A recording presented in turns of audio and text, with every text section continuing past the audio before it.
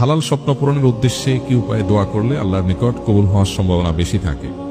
আপনার কোনো একটা বৈধ স্বপ্ন আছে, সুন্দর একটা চাওয়া আছে, অন্যায় কিছু না, এইটাকে আল্লাহর কাছ থেকে মঞ্জুর করাতে হলে আপনি কি করবেন? আমরা বেশিরভাগ মানুষ মনে করি দোয়ার এটা বোধহয় কোনো মন্ত্রের মতো, যে বিশেষ কোনো মন্ত্র শিখাই দিলাম, বললাম আর কাটাকাট হয়ে গেল। বিষয়টা সেরকম না।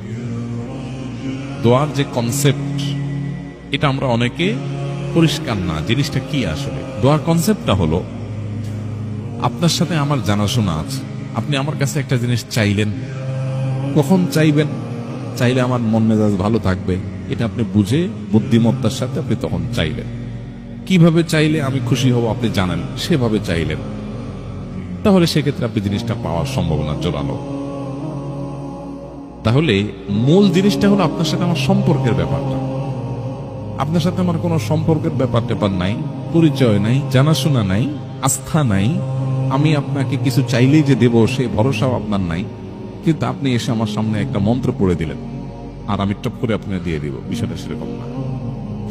দোয়ার কনসেপ্টটা হলো আল্লাহ সুবহানাহু ওয়া তাআলার কাছে আমরা চাইব, কিন্তু আল্লাহর কাছ থেকে যে যেন পাই তার জন্য আল্লাহর সাথে একটা সম্পর্ক আমাদের থাকতে হবে, ইমানের মাধ্যমে, নেকামলের মাধ্যমে, তাকওয়ার মাধ্যমে। যখন একটা সম্পর্ক তৈরি হবে তখন আল্লাহর কাছে এবার দোয়া কবুলের সময় কখন, কোন ভাষায় দোয়া করলে দোয়া কবুল হয়, দোয়ার জন্য কি পলিসি অবলম্বন করতে রাসূল সাল্লাল্লাহু আলাইহি ওয়াসাল্লাম নির্দেশ করেছেন, শিখিয়ে দিয়েছেন, সেগুলো করা, আগে দুরূদ পড়া, আল্লাহ প্রশংসা করা, বৈধ লিগ্যাল জিনিস চাওয়া, দোয়া কবুলের সময়ের ভিতরে জুমার দিন আসরের পরে দোয়া কবুল করা, তারপরে যায় আজানের সময় দোয়া কবুল হয়, আজান একমাত্র মধ্যবর্তী সময় দোয়া কবুল হয়, বৃষ্টির সময় দোয়া কবুল হয়, পাঁচ ওয়াক্ত নামাজের পরে দোয়া কবুল হয়, তাহাজ্জুদের সময় দোয়া কবুল হয়। দোয়া কবুলের বহু জায়গা আছে, বহু স্থানকাল পাত্র আছে, 30-40টা প্রায়।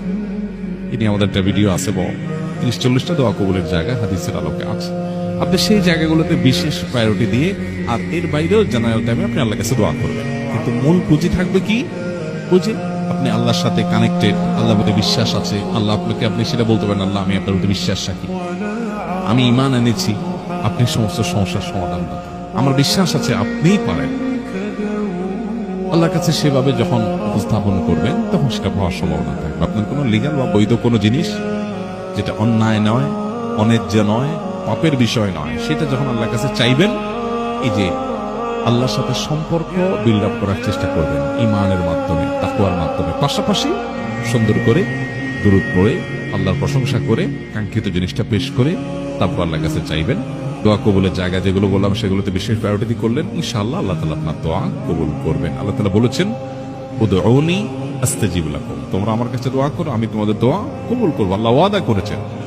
ঈমানদারের দোয়া কখনো বিফলে যায় না, যদি আল্লাহর প্রতি বিশ্বাস থাকে, তাকওয়া থাকে, মিনিমাম সম্পর্ক থাকে আল্লাহর সাথে, তাহলে কি হবে?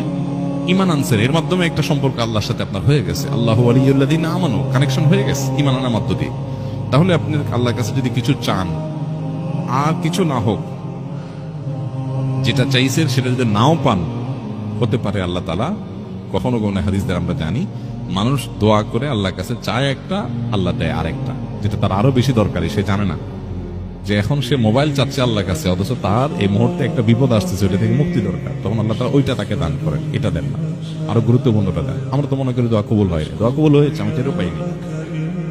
আবার এমন হতে পারে যে আল্লাহর কাছে আমি দোয়া করেছি, আমার তার বিনিময়ে দুনিয়াতে কিচ্ছু দেন নাই, আল্লাহ ওইটাকে রিজার্ভ রেখে দিয়েছেন, কিয়ামতের দিন আল্লাহ তাআলা আমাকে একটা কিছু দিলেন, বিনিময় দিলেন, ওই দোয়ার বিনিময়। বিভিন্ন হাদিস থেকে আমরা জানি যে এরকম বিনিময় দেখার পর মানুষ আফসোস করবে, ইস, দুনিয়াতে কোনো দোয়া কবুল না হয়ে আখিরাতে সব পাইতাম, ভালো হইতো। দুনিয়াতে অল্প সময়ের জন্য ছিল, এটা তো অনন্তকালের জন্য। এই জন্য ইমানদার কখনো দোয়া করতে অলস হবে না, কারণ ইমানদার দোয়া বিফলে যায় না যদি সে শর্ত পূরণ করে দোয়া করে। শর্ত কি?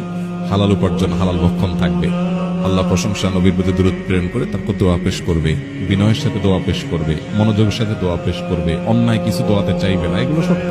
এই শর্তগুলো মেনটেন করে আপনি দোয়া করেন, নিশ্চিত দোয়া কবুল হবে ইনশাআল্লাহ তাআলা। কাঙ্ক্ষিত জিনিস যদি নাও পান, আপনি নিশ্চিত থাকবেন যে এই দোয়ার মাধ্যমে আপনার অন্য কোনো কল্যাণ আসবে, দুনিয়াতে হোক আর আখিরাতে হোক। দোয়া কখনো বিফলে যায় না। দোয়া এমন একটা জিনিস, করলেই লাভ, না করলেই লস। আল্লাহ তাআলা আমাদেরকে সবসময় দোয়ার প্রতি মনোযোগী হওয়ার তৌফিক নসিব করুন। জাযাকুমুল্লাহ খাইর। সুবহানাল্লাহি ওয়া বিহামদিহি, সুবহানাকাল্লাহুম্মা ওয়া বিহামদিকা।